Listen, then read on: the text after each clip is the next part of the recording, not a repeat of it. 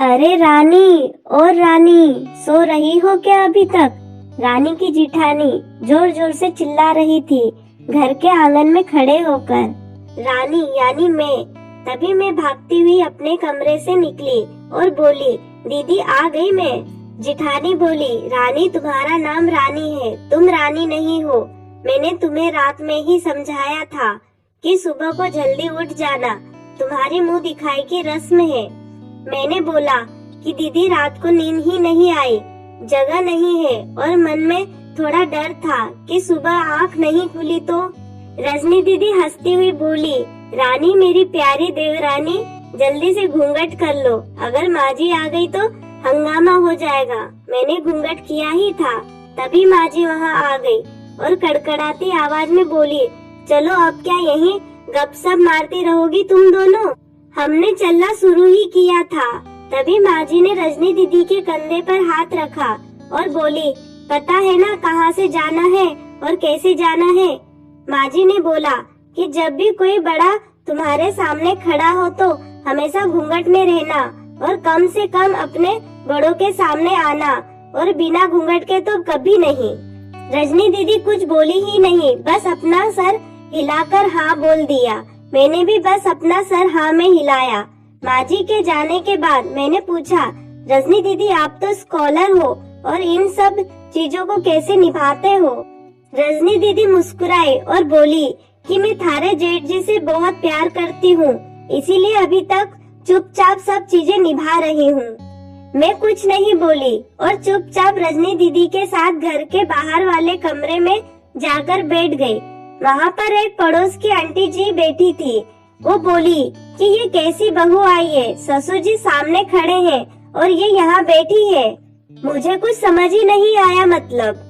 रजनी दीदी बोली कि आंटी जी अभी नई बहू है, यहाँ के रीति रिवाज सीखने में थोड़ा समय लगेगा।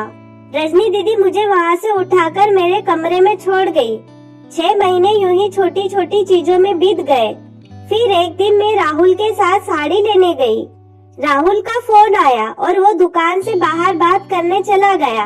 साड़ी की दुकान पर मैं बेधड़क होकर साड़ी देख रही थी। तभी साथ में बैठे हुए अंकल जी खांसे, एक बार, फिर 2 बार, फिर 3 बार।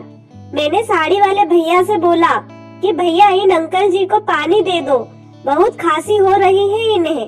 अंकल जी भड़क उठे और बोले, क्या बदतमीज लड़की है ये, कुछ शर्म लिहाज है या नहीं इसे?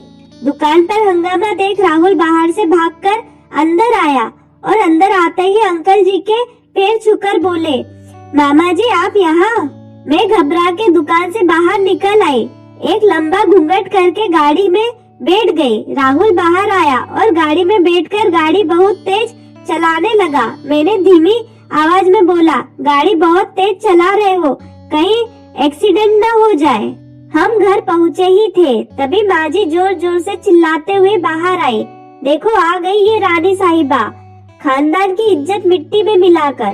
तभी रजनी दीदी आई और बोली, माजी मेरी शादी को 6 साल हो गए हैं, मैं अभी तक मामा जी को नहीं जानती, ये कैसी जानेगी? माजी जोर से चिल्लाई, देखो कैसे चपड़ चपड़ जबान चल रही है इस रजनी की भी। राहुल सबकी बात काटते हुए बोले कि माँ ये दोनों सही बोल रही हैं। अगर ये हमेशा घूंघट करके रहती है तो ये मामा जी को कैसे पहचानेंगी? और माँ आज मामा जी के फोन पर तुमने पूरे घर की शांति को भंग कर दिया है।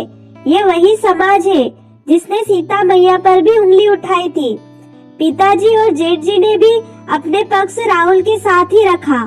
माँ जी थोड़ी देर सोचने के बाद वापस रजनी दीदी और मेरे पास आई और बोली कि तुम दोनों को अपनी मर्यादा पता है, मुझे उम्मीद है कि तुम कभी भी मेरा सिर शर्म से नीचे नहीं झुकने दोगी।